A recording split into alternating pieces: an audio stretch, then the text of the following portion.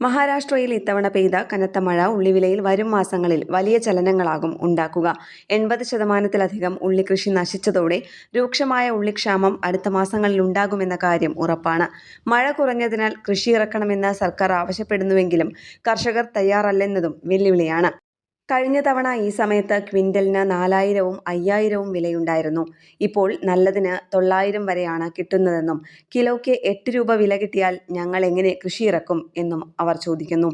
നഷ്ടമാണ്, കൃഷിയിറക്കാനുള്ള ചിലവ് കൂടുതലാണ്, അത്രയ്ക്ക് മുടക്കാൻ കയ്യിൽ കാശില്ല എന്നൊക്കെയാണ് കർഷകർ പറയുന്നത്. വിളവ് കുറയുമ്പോൾ സാധാരണയായി വില കൂടാറുള്ളതാണ്. പക്ഷേ ഇത്തവണ അതില്ല. വില്ലനായത് തുടർച്ചയായി പെയ്ത മഴയാണ്.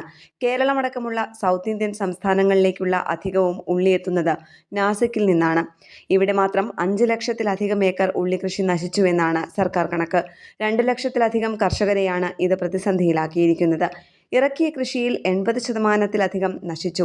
ഭാവിയിൽ ഉള്ളിക്ഷാമം ഉണ്ടാകുമെന്ന് ഉറപ്പിച്ചു പറയുന്നു കർഷകർ. ഇത് മഹാരാഷ്ട്രയെ മാത്രമല്ല കേരളമടക്കമുള്ള പല സംസ്ഥാനങ്ങളെയും ബാധിക്കും. പരിഹരിക്കാൻ ഉടൻ കൃഷിയിറക്കണമെന്ന് ആവശ്യപ്പെടുന്നുണ്ട് മഹാരാഷ്ട്ര സർക്കാർ. ന്യൂസ് ഡെസ്ക് കേരള പ്രണാമം.